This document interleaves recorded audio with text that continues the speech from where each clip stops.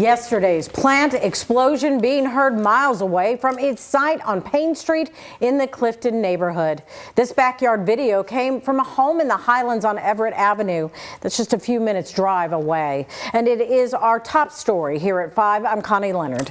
And I'm Doug Proffitt. There are many new developments today as we follow up our coverage tonight. 2 employees are dead, the company announcing that in an email after 6:30 this morning. 10 other employees are reported injured. Now, take a good look at this video from ABC News. An extreme close-up look at the plant's damage. You can see it ripped apart, leaving debris against the surrounding homes also in the area. We've learned that one of the people who died from the explosion was discovered at the plant hours after the company had told everyone that everyone in the plant had been accounted for. Now, the Louisville Fire Department says its team of investigators will look into the exact cause of the explosion with the help of the Louisville Bureau of Alcohol, Tobacco, Firearms, and Explosives. Metro Fire and Arson Bureau are the leads, and ATF is in a support role.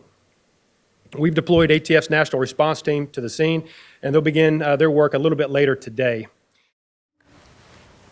Sky 11 drone video up again today over the massive plant, which is about a block long there on Payne Street. Both the ATF and city leaders have confirmed they have not discovered any hazardous materials or any airborne particles to be of concern as a result of the explosion. Our reporters are live right now providing team coverage following the plant explosion. Up first, we want to get to Gabriel Gonzalez, who was at the mayor's press conference today where all the updates were first reported. Gabe? Connie, Doug, I've been out here on Payne Street since about 11 o'clock this morning. In that time, I've seen many of these residents leave their houses with bags of clothes, forcing to stay somewhere else. Now, if I step out, you can see that plant right behind me. Half of that plant just absolutely gone because of that blast. Now, that blast sending debris all over this neighborhood. Also, it almost seemed like it was raining that caramel color all over this neighborhood. Now, this morning, Louisville Mayor Craig Greenberg and Fire Chief Brian O'Neill, they talked about the residents coming back to their houses while also giving an update on those victims. It hit here in the grass and tore this out. Then it dug holes in the street. Those 2 digs right there. John Merman. And we get across the street and you see what caused that. Hasn't seen damage like this. That's scary. Could have landed on somebody's house. You can smell the molasses. He said the explosion caused the ceiling on the 2nd floor of his house to collapse. Knocked the ceiling out of her room, which is the bedroom, and there's some cracks in the living room. Cracked busted the ceiling in the dining room. It'll have to come out. Wednesday morning, Louisville Mayor Craig Greenberg confirmed 2 people were killed in the blast. Initially, we'd all been told that at the scene by the business, we'd been told by the business that all of the employees were accounted for. Tragically, that was not the case. So we sent some of our structural collapse technicians back in there to very carefully search through an area that was completely covered in rubble. We did find where that victim was. It was about a 3.5-hour process to safely get into that area to get to that person and recover that victim. U of L doctor Jason Smith said the most seriously injured were transported to the trauma center. As of Wednesday morning, 4 of the victims were considered stable, with injuries ranging from falling debris and burns. Louisville Fire Chief Brian O'Neill says his department is heading the investigation with ATF assisting. We don't have any reason to believe at this moment that there's any type of nefarious activity. As Payne Street residents begin to clean up and make repairs, the mayor is urging them to leave the wreckage where it is. Please do not remove any debris that's in your yard. Please do not touch any of the damage. Many of them now figuring out where to go. This is a nice little neighborhood and pretty stable, and people move in and just stay. I'm really lucky there. Now, we are getting new information from U of L. The hospital is saying that they have discharged all but 1 of the patients that was transported to the hospital, so there is still 1 there. Now, I did email the plant to see if we can get any information on why they said that they cleared the area when Mayor Greenberg said that they had to go back in, and the fire chief did say that. I have not yet heard back from the plant. Reporting in Louisville.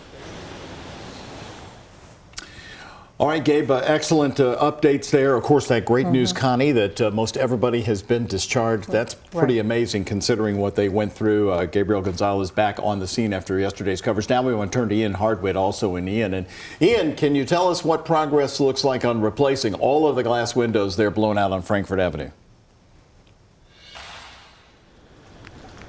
Doug, the progress looks really good over here. Guest Room Records is one of the businesses that replaced its glass windows. We only counted about 2 businesses that still had their windows out as of today. Now, next door at Bay's Bakery, they saw the power go out. The head baker was here when that explosion went off.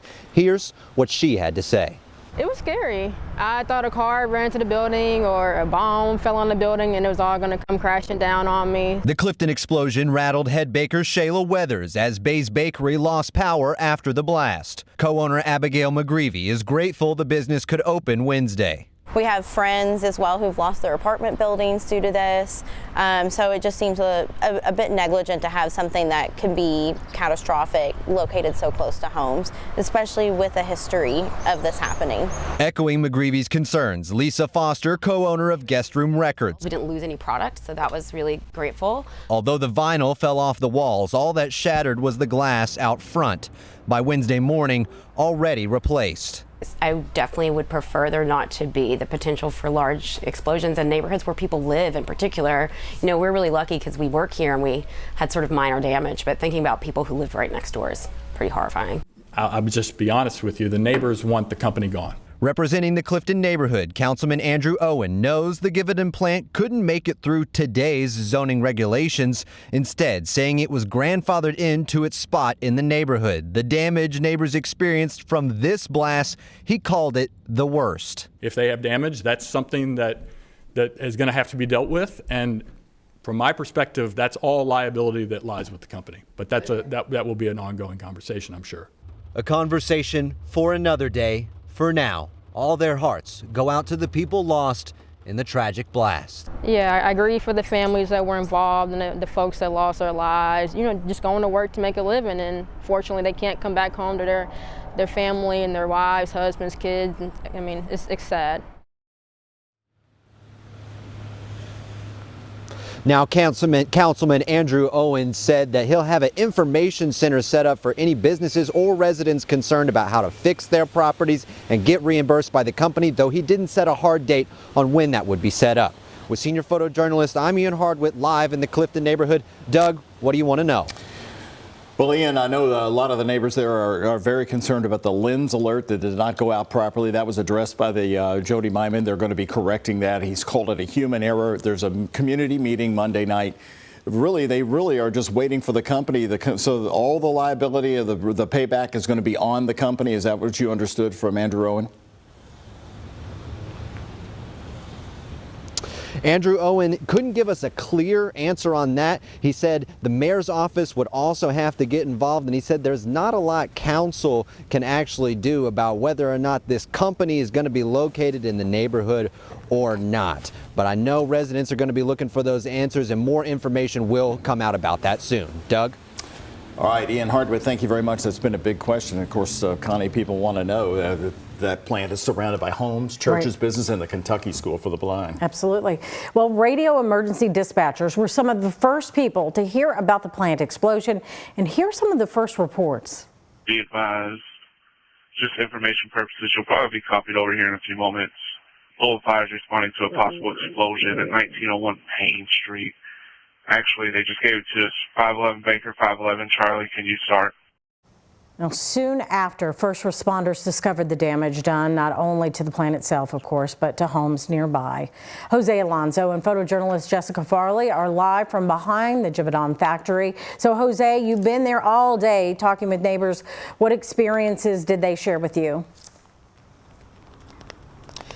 Connie, they're very frightened and scared during this situation. I'm going to step right out of here again and just show you what exactly we're looking at. The plant, a mess in itself. And we talked to a couple who lives right next to this, and this is what they had to say. I mean, it literally blew the locks off our doors right here. This is just a taste of the damage on Wendell Stone's home from their back porch. Tuesday's explosion completely popped out their patio doors. It's horrific. You work a job and then you have to come home to this, and then you can't even stay in the place where you rent. The Stone family has a clear view of what shook their home. They don't need to have that much high-powered stuff this close to the residents. You can still smell the aftermath of the explosion at the Givaudan factory. When you look closely, you can see the substance sprayed along pipes, containers, and even the concrete. As you can see, we are like 30 feet from the actual explosion. Had my wife not been in the car, which I believe shielded her, and the train actually shielded this from major catastrophic damage, she probably wouldn't be here today. The townhome's property manager was there with cleanup crews covering broken windows and damaged siding. Wendell is glad his family was safe during the explosion, but he wants someone held responsible. If I did this to somebody, they knew to go after me, I would be in jail. You know, but who do we go after? And we don't even have an advocate. The Stone family still has no power, and they have to spend extra money on hotel rooms now. Reporting live in the Clifton neighborhood, Jose Alonso, WHAS11 on your side. All right, Jose, thank you so much. What a lot of people will be asking about now, if your home or property has been damaged, like we just saw, contact Metro Safe to report it. Make sure you've done that. The number is on your screen right now, 502-574-2117. Emergency officials say if you have fallen debris, leave it where it is so they can check it out. The debris is not contaminated, but leaving it in place will really help those investigators piece together what happened. Only evacuated about a 1.5 block area to the people that were directly involved, and it was mainly because they couldn't shelter in place because their windows were broken out due to the explosion. He is the leader of Louisville Metro Disaster and Emergency Services, and in just a few minutes, about 15 minutes from now, live at 5:30, the Executive Director, Jody Myman, will be joining Connie and I here live in the studio. We're going to talk about the explosion with him. We're going to be asking him just how prepared EMS was for the situation, some of the problems they may have encountered. What comes next as the community moves forward from the incident, plus what he's thinking after the company told them all that everyone had been accounted for, and it was not the case. All right, well, we had some rain in the area, and it's going to continue through the night out there, Ben. Yeah, very soggy out there. You see it is slow moving as well on I-65 through downtown Hospital Curve, and where that rain came from, there's a lot more on the way. You can see coming in from the south and the west. No severe weather with this, thankfully, but pretty good dose of rainfall. We're talking about 1 to 2 inches likely by early tomorrow morning. Some of the heaviest for this evening and tonight. And you can see it is a bit heavier for areas west of I-65 right now. Starting to see the rainfall rates really starting to pick up around Corydon, Indiana, and Harrison County. That's on the way for Louisville as well. So keep that rain gear handy basically for tonight. So there you see more of that rain overspreading the entire area. 100% chance of it for tonight. That big area of rainfall moving off to the east early tomorrow morning around sunrise. We're left with some drizzle and some sprinkles through the morning and then looking drier and drier for tomorrow afternoon. But a gloomy day on the way tomorrow with highs in the mid to upper 50s. Right now we are in the mid to upper 50s with that rain out there. 50s for almost all of us, still holding on to 60 barely there in Campbellsville. So lower 50s will do it for our lows tonight with that steady rain out there and heavy at times. 56 at noon tomorrow with a few sprinkles left over, and gloomy tomorrow, the high of 59 degrees. We have a nice weekend on the way with sunshine and mild temperatures, but a little bit farther down the road, we're going to be talking about some of the coldest weather so far this season in our complete weather impact team forecast. All right. Thank you so much, Ben.